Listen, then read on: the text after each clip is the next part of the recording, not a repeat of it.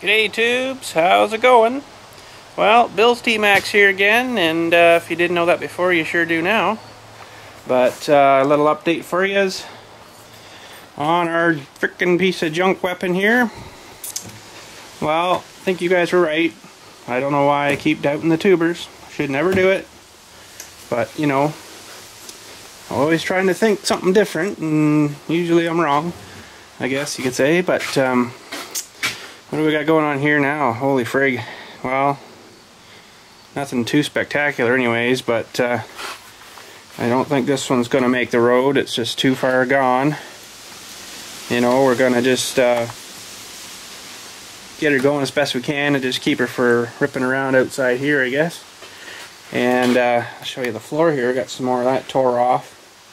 And see, the trouble is there's these cross-membery things, right? And the seats actually bolt right into this thing here. There's a seat bolt right there, so threaded hole for that. So once you sort of chop them out, you're kind of screwed, right? And there's another one here. Can't quite see her from under there. There's actually one that goes this way too, but one that came across here, and it mounts into the body, right? So it's sort of all one sort of unit, something like this piece here. But yeah, look at this here though, eh? This is like frame, like brand new still here, you know, like no rust. I guess it got a bit of oily crap off the transmission or transfer case, whatever there, and it's landed on there. It's a bit rusty here and here, but right there is like fresh new paint, you know. Nice clean metal under there too, so gotta be nice with all the crap. But you know, there's one bad crusty looking brake line there too, right? This one here had a bit of oil, I guess, splashed on her through the years, and it's still decent, but this poor guy in here never got nothing, and he's all crusty and about ready to explode. So another big job. You know, all this is rotted out here. Under here is supposed to be where that's where your bar mounts. There's two holes left there, and then it's supposed to go down under the floor here too, right? With another two, so that's like totally gone, you know, and holy frig. But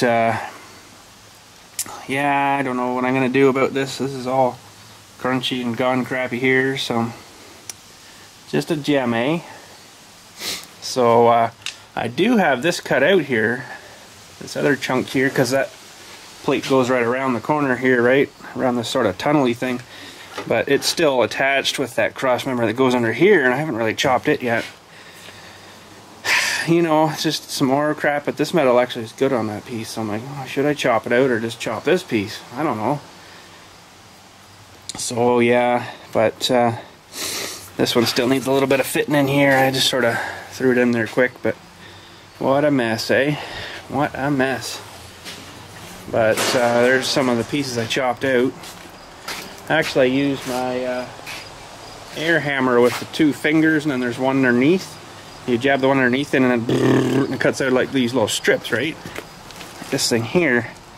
So it works actually pretty good. Cuts right through her. But yeah, there's that one cross member there. There you can see the bottom of her. But you know, just kiboshed, eh? That's where that mount went through.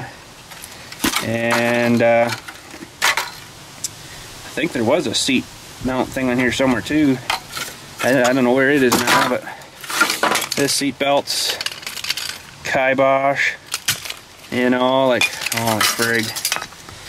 You know, there's some more decent metal there. It got coating of oil, I guess, underneath, but you know, part of it was crap.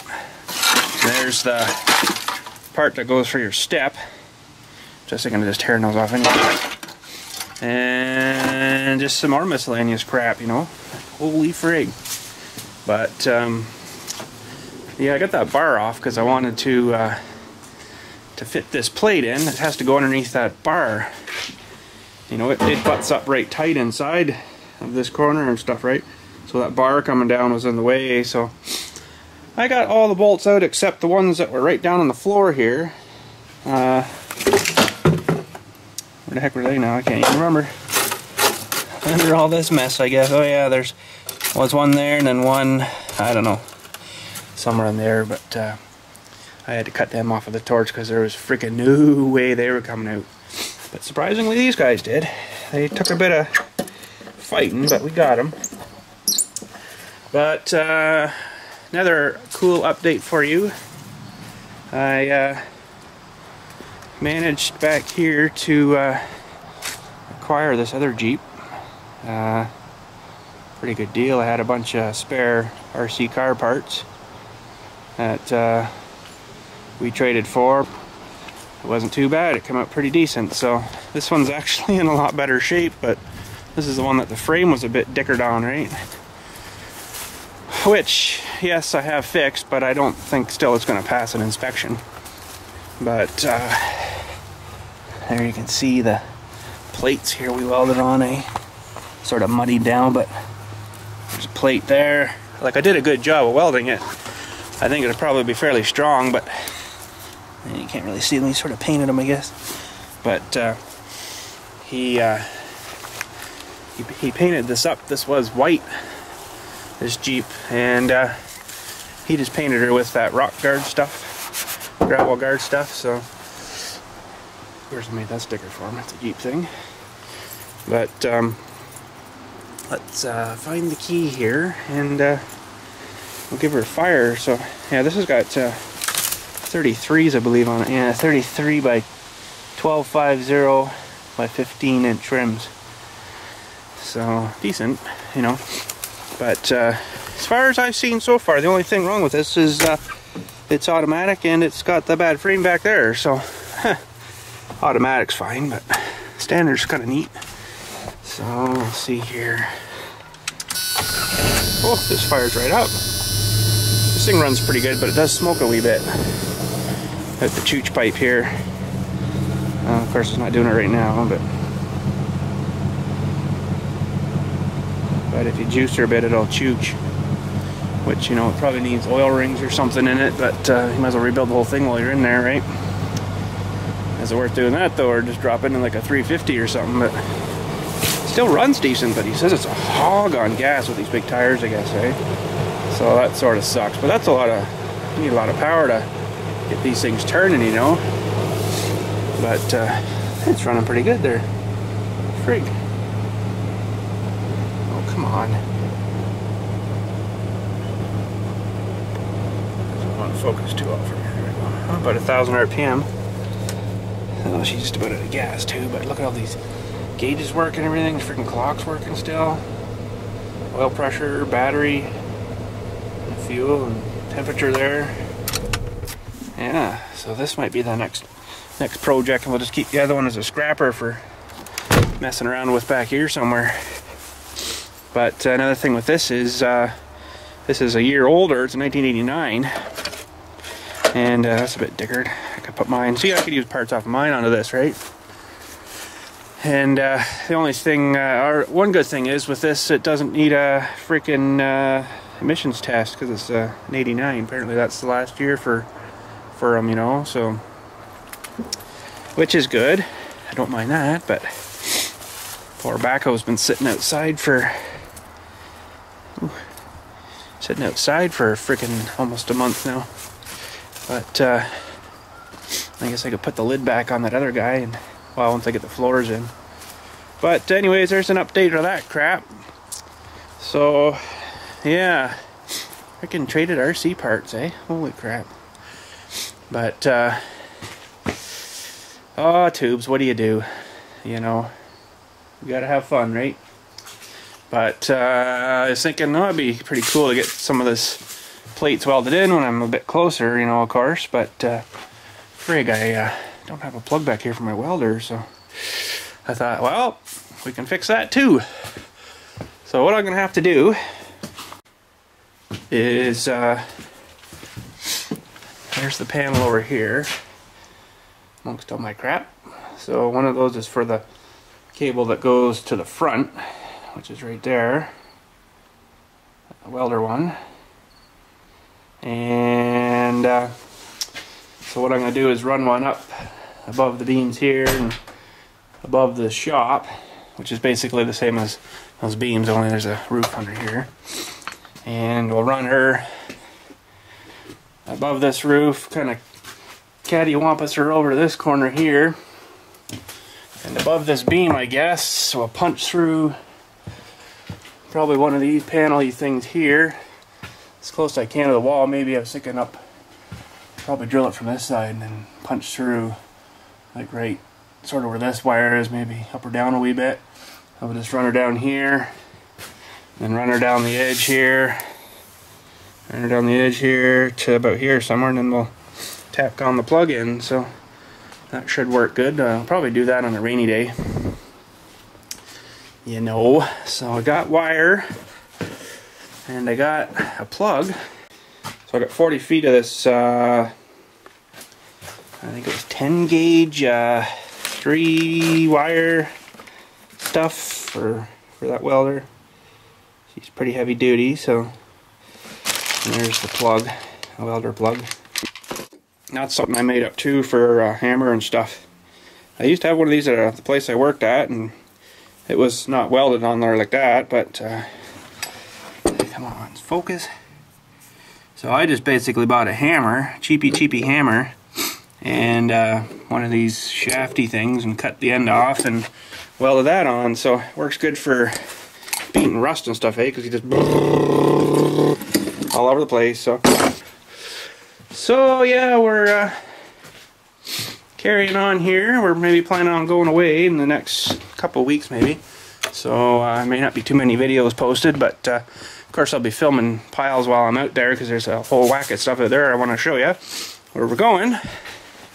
Big secret though. Okay, so just before we go to the world's most amazing fact, I had something about the weirdest thing around the cemetery here, I think, that I've ever had happen.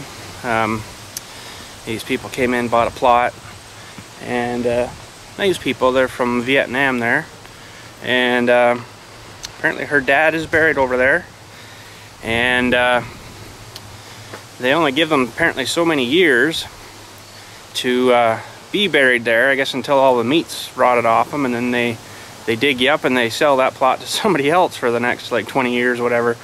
So I guess that time's come up for him, and it's a bit weird. So they have to go over to where he's buried there in Vietnam and dig him out, get all his bones, whatever's left of his bones and stuff, throw them in a bag, and then bring them back here, and they're going to bury him in a plot they bought back here. So I never had that happen before, but I guess it happens, eh? Okay, so what I do now is, because I don't have the little corner markers with their name and stuff on her yet, I just put a stake in, and that's that cheapy hammer that I cut the thing off. You know, so it just still work. She's just a little stubbier, but yeah, what I do now is drive a stake in there until I get their little stones in. And frig, I'm looking for the key for my tractor here now. Contact! Yeah. Okay, so I'm just gonna drive back here and leave all stuck for 5x mode so you guys don't get bored out of your skull.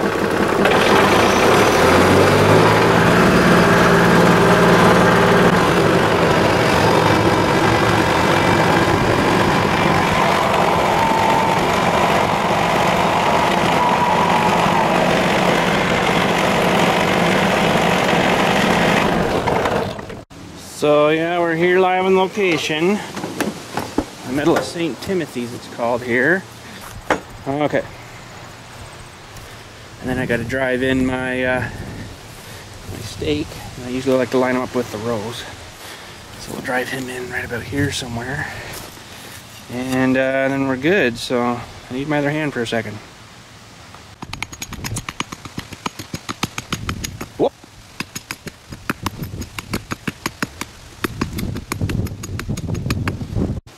Good enough. That'll do her. Okay. Well, let's head her home.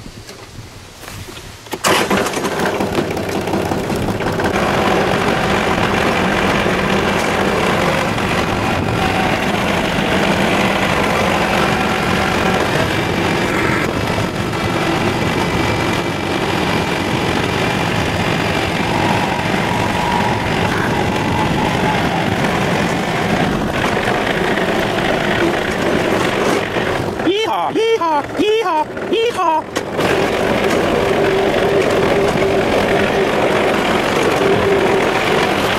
Okay, we made her. So how about now we go to... And now it's time for the world's most amazing fact. Okay, thank you Daddy Tech for my intro there for the world's most amazing fact. And show you this. I got your stickers here ready for you, buddy. That's the one I did in the chrome. And then the other ones are just in the white. And all you guys need to go and check out Daddy Tech's channels. He's got 3 channels, I guess, now. Like, holy crap, must be doing pretty good. But there's the one, the youtube.com/daddytech, and then /daddytechreviews, and then the youtube.com/go-to-guy-Jim. So go check his channels out. And let's see here, what do we got for oh, this is a good one. How about the coconut from, I presume, the coconut tree from, I presume, a desert island is the largest seed in the world. So that's kind of cool. There you go. The coconut is the largest seed in the world. Alright, so yeah, thanks Daddy Tech, and I'm just sort of letting these things dry a bit from, you know, layering the two of them together. So I'll get them all carved up to you, and we'll send them out to you.